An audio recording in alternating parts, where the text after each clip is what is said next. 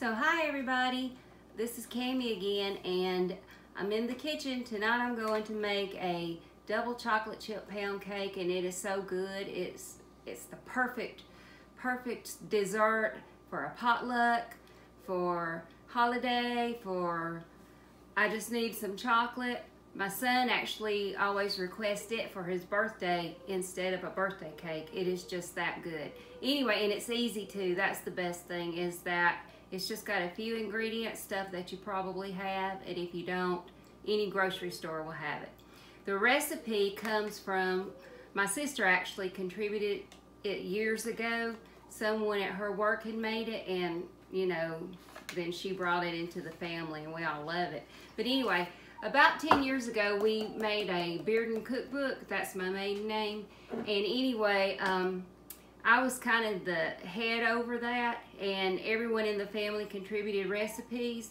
And if you haven't done this in your family, you really should, because this has become an heirloom. There's so many recipes that my mother contributed and wrote down that we never would have had. And now we all have those recipes, and she passed away in 2016.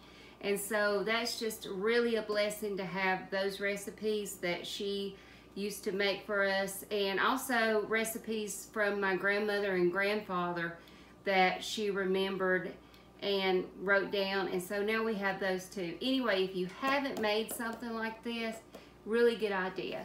And maybe we can do a video sometime on exactly how we went about getting this book together. But anyway, tonight, that's a whole other story. We're gonna make a double chocolate chip pound cake. And the ingredients are really simple. You just need a box. Yes, this isn't from scratch, but you know, sometimes semi-homemade is just as good. Anyway, the classic yellow cake mix is what I use. And then you're going to need a large instant pudding. And I'll have all of these ingredients in the comments below, or in the little about section, so that you can look at it there. You're going to need some mini chocolate chips, sour cream, some oil. I have canola oil. You can use vegetable oil, corn oil, obviously not olive oil, but you know. You're going to need some sugar, some water, and then 4 eggs. And that's it.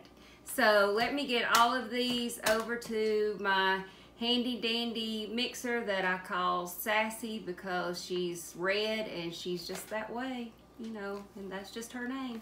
Anyway, oh, one other thing I wanted to tell y'all. I make this in a Bundt pan, and I wanted to show y'all my Bundt pan. This is an original Bundt pan that my mother had, and this particular pan has made so many pound cakes and just all kinds of tunnel of fudge, which is another recipe that's in this book that we need to make.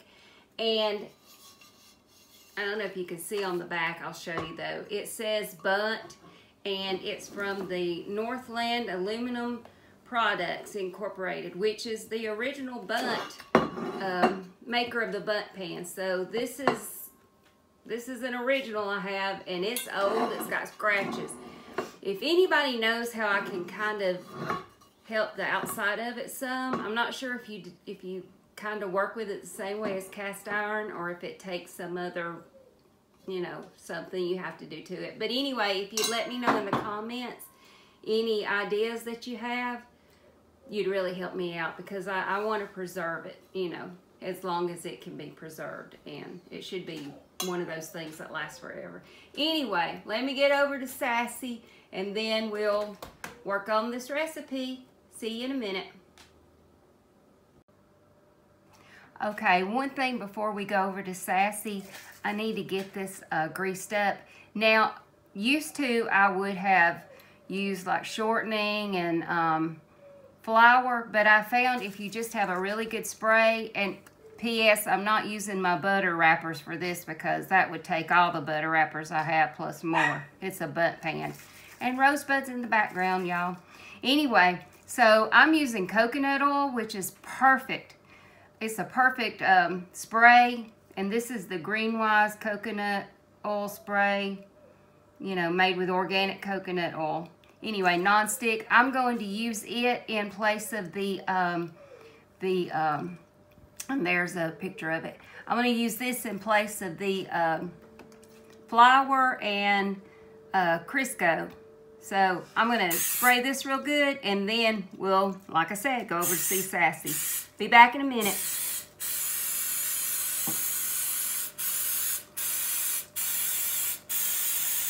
And you want to spray really good, and make sure, and you be liberal with this, because all of these little creases, you want to make sure you get those, because there's nothing worse than having a Bundt pan or a Bundt cake that tears apart because there wasn't enough oil.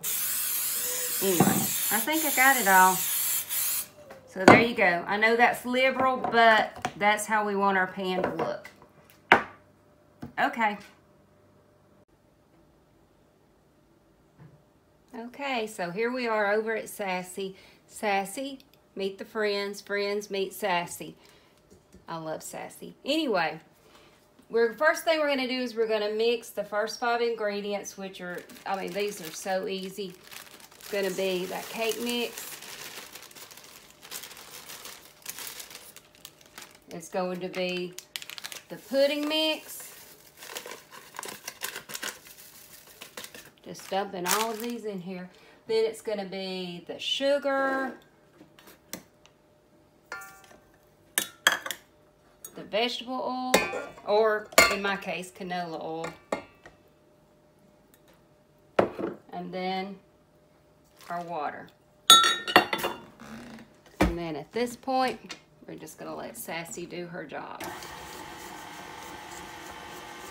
Now this doesn't take long for this to incorporate, and we're just going to get it just to where it's, you know, it's incorporated good, but it doesn't have to be just, you know, just smooth as everything.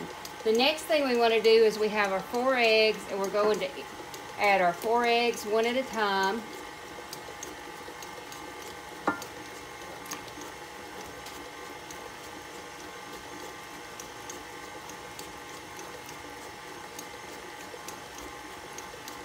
This batter is, I could just eat the batter without even cooking it, but with the raw eggs, I don't think that would be such a great idea, would it? And then we're going to add our sour cream.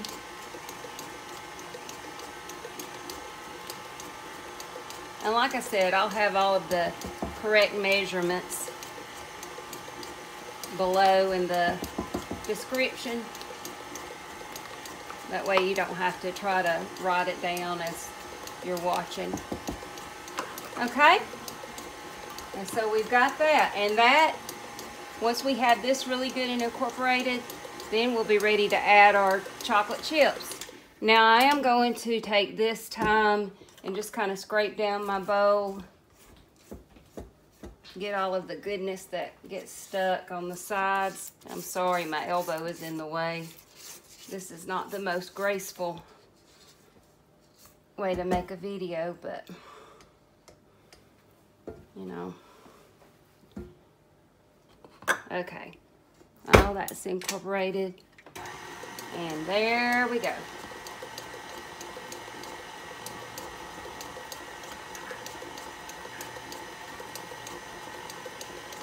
Okay, that's pretty good. See how simple this is? Now we're just going to scrape down all of that goodness. See if I can get this to come off easy. Sometimes I have trouble with that. You would think it would be the easiest thing in the world to take off this little paddle, but sometimes I'm over here struggling with it. Okay.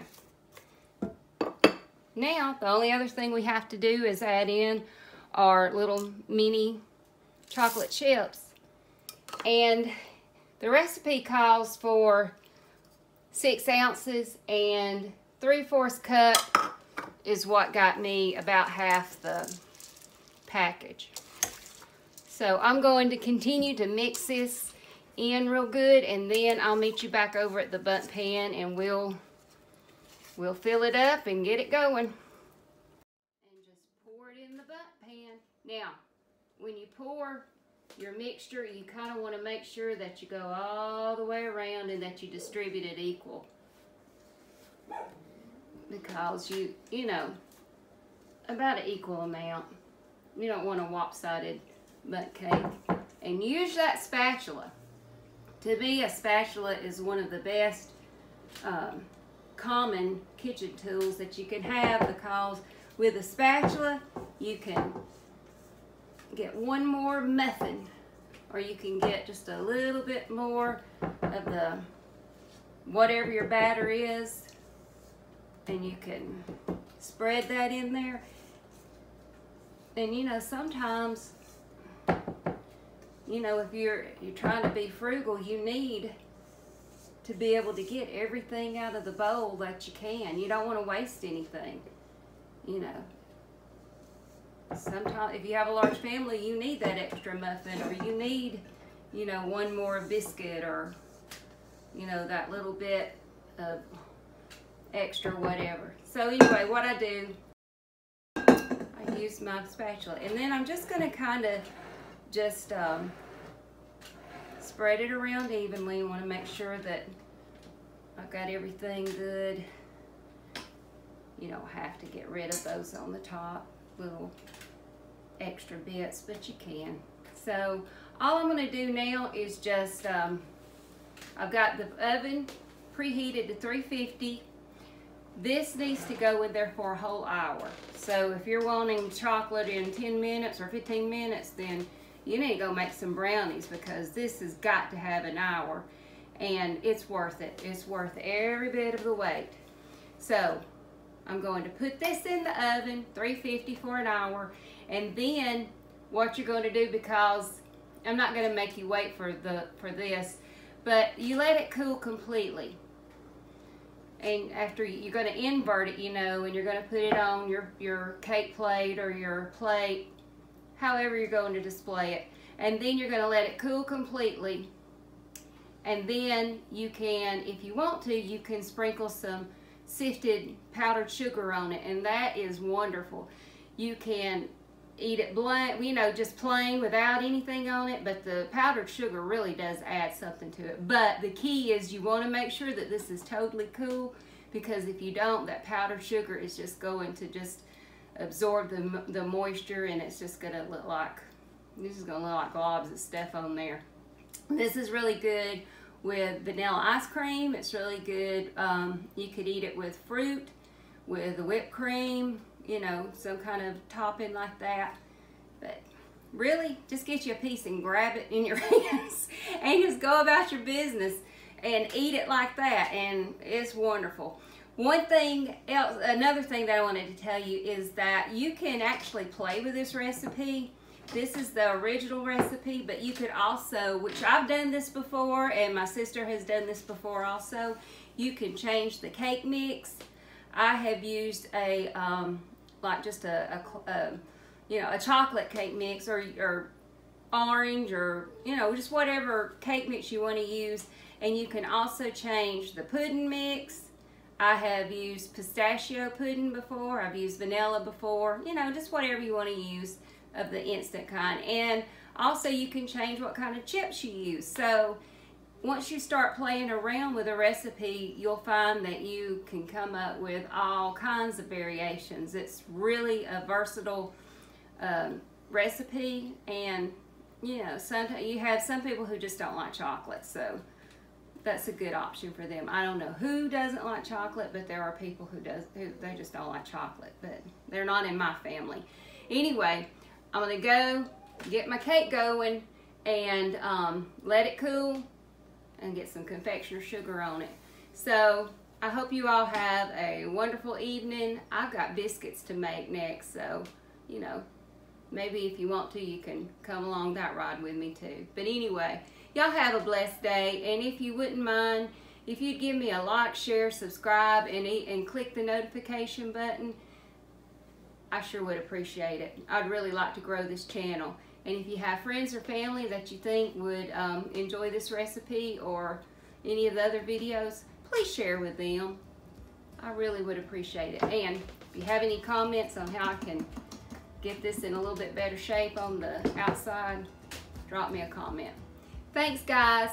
See you later.